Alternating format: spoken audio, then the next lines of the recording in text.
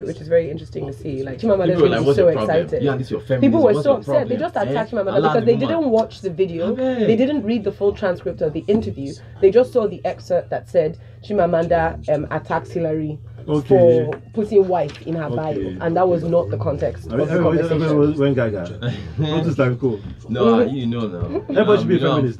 Of everybody, it's needed. See, remember, we're not sponsored, so we have to spend. They have to go to the numbers. Go to the numbers as in use revenue, cost of before you now go into analysis. We'll wing it. We're winging it. Join to the figures first. The last legend and the legacy lives on. And then start with the president, of course. Which is your favorite Chimamanda book, Folu? Half of a Yellow Sun. I haven't read her other stuff. But she's a feminist. I'm not a feminist. Everybody, actually, you are. You just don't know it. I'm not a feminist. You're a feminist. I'm not a feminist. You just don't know it yet. You just don't know it yet. Typical African grad guy. Yeah, she moved it backwards. She tweaked it. Amazed. Yep. Alex is gonna be so upset by this. Who's Alex? No, a friend of mine. Studio, Mike Sarab.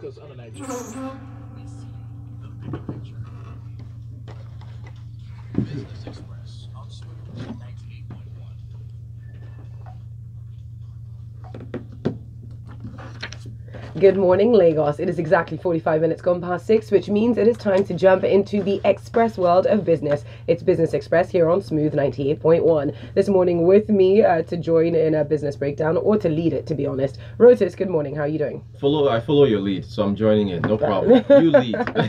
Good morning, Folu. Good morning, Lagos. Lagos, in my spirit of leading, let me just let you know where you can find us. Not only are we over your radios, but we are online as well. So go to youtube.com/smooth981FM Lagos, and you'll be able to watch the live feed right now and catch the replay and send us comments. Speaking of comments, we also take in your comments on Twitter using the hashtag BusinessExpress981, or you can send us messages to our WhatsApp number. It is 0809 444 0981. Thank you. And of course, very generous to join us on a holiday, on a May Day, Mr. Dolapo Ashiru. Dolapo, good morning. Good morning, Lagos. I'm following Folu's lead. Yes, of course. We are Folu leads, we follow. All right, that's how it works. Everybody should be feminist. You know what I'm saying. All right. So as for yesterday's activity, of course, Dolapo, there's no trading today because it's a holiday. Yeah. The all share index yesterday marginally 6%, closed at 41,268 points. Market cap closed at 14.9 trillion naira. So far this year, we're up by 7.9%. We had 19 gainers, 18 losers. CNI leasing was the top gainer yesterday, up by 9%. 1 naira 52 kobo is where it closed. Eternal down by 5%. Top loser closed at 6 naira.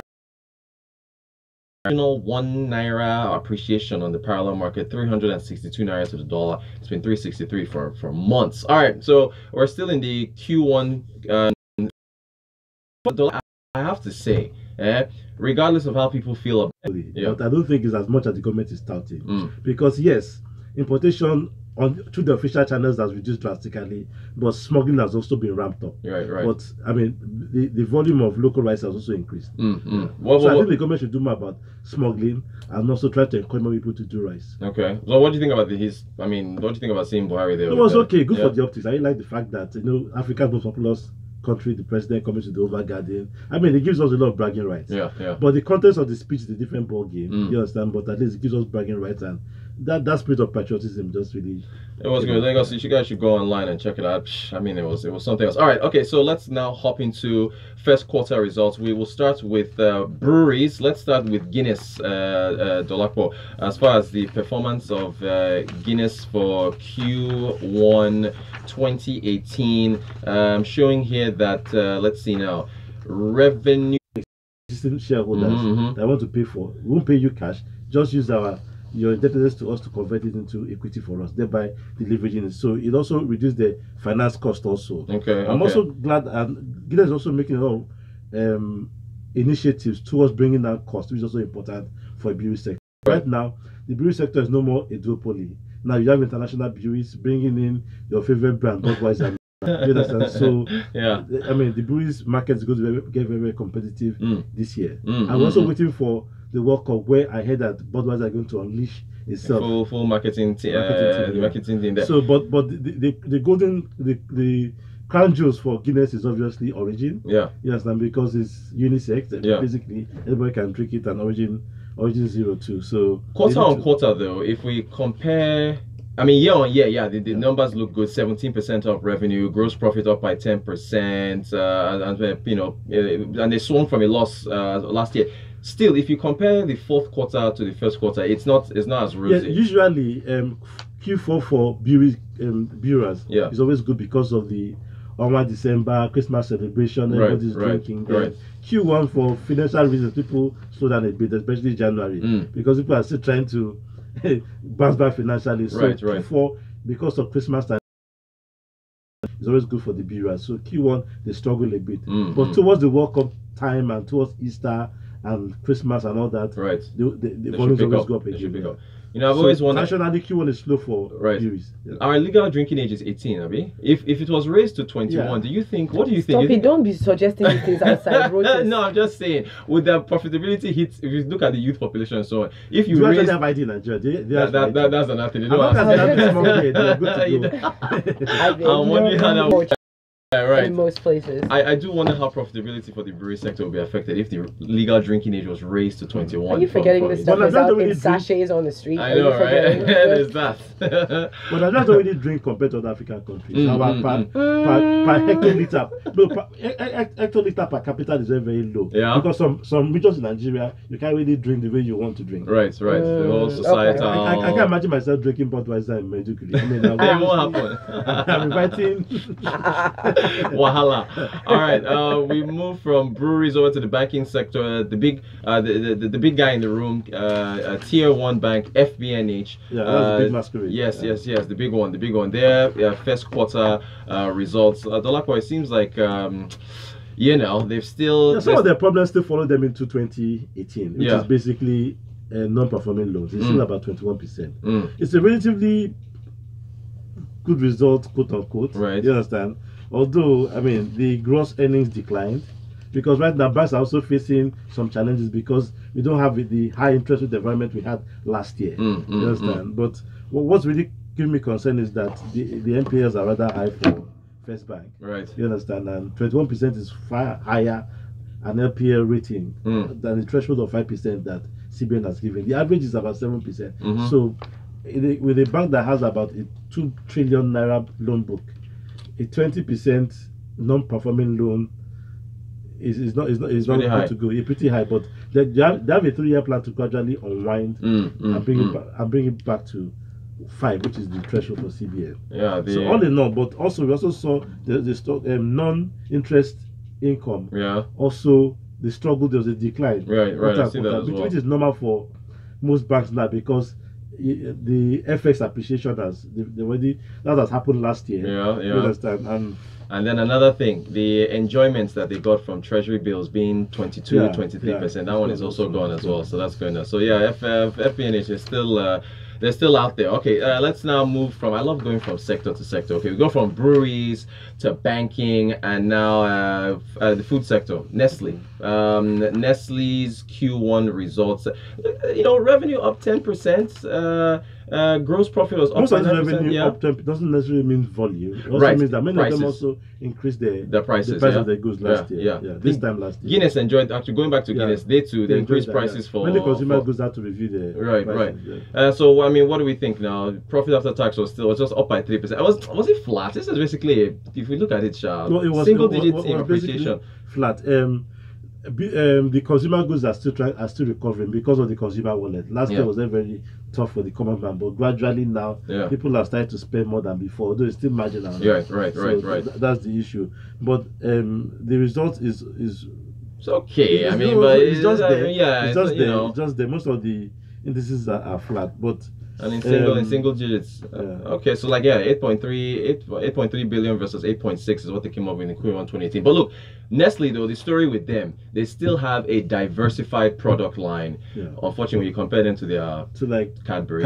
Right? So they still have diversified product line. That's still and they're into premium brand. Although they've also started to do things like nowadays consumer goods to also push their goods to. You now have a lot of single-use products now. Right. So, for example, now when we're young, we could buy maybe a packet of like cereals, like six different ones. Buy a single use cereals now, and just dispose of it. Like I even buy one tea bag. Instead of the whole box of tea, just one tea bag now, or single use milk that you just pour it, use once, and that's it. So try to. So I guess that can reduce costs anyway.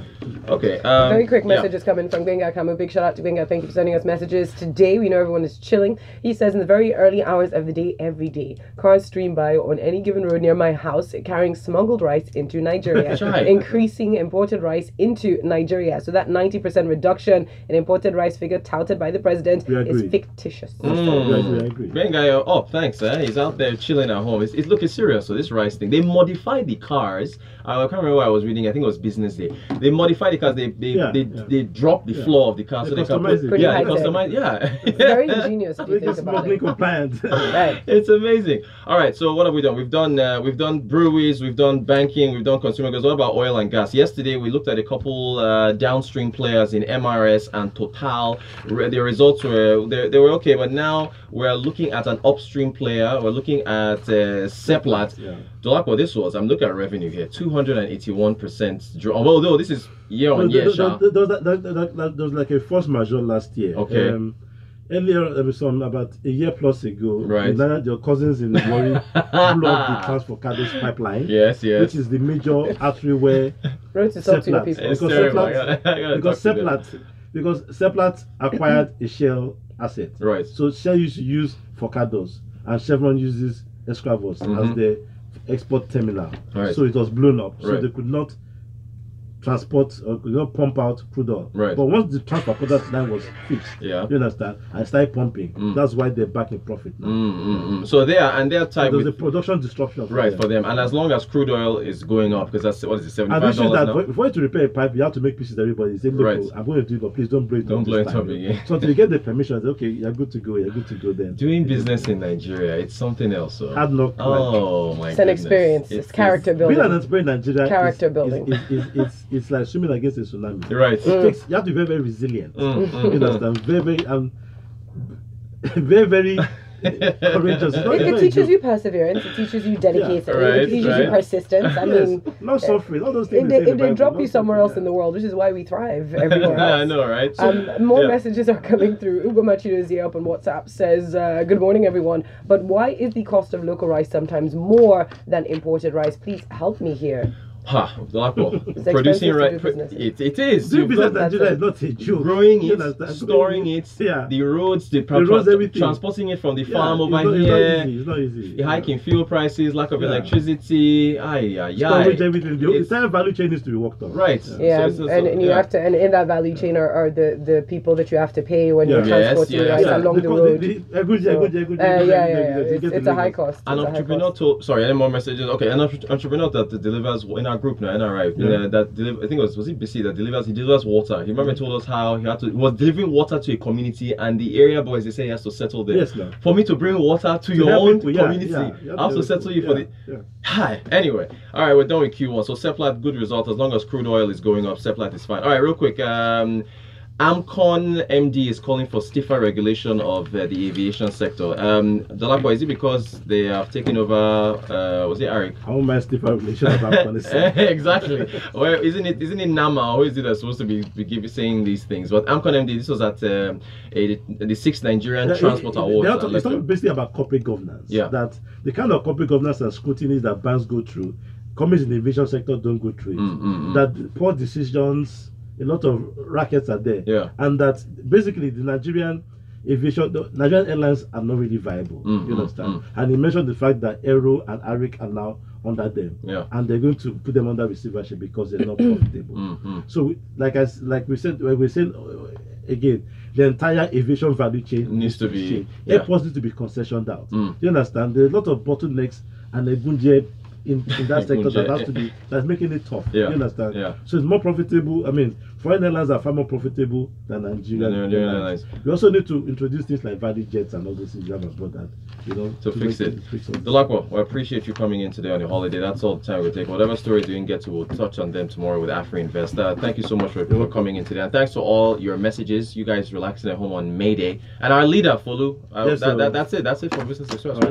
I'll accept that. Thank you very much, gentlemen. Thank you to everyone who's been watching up on YouTube again. Hello and hi. Thank you for sending in messages. But we do have to leave now. Coming up next is Frankly Speaking with Muyiwa Afolabi, and then at 7:30, that's when we break things down in detail inside of Freshly Pressed. So keep listening to Smooth 98.1. Excellent.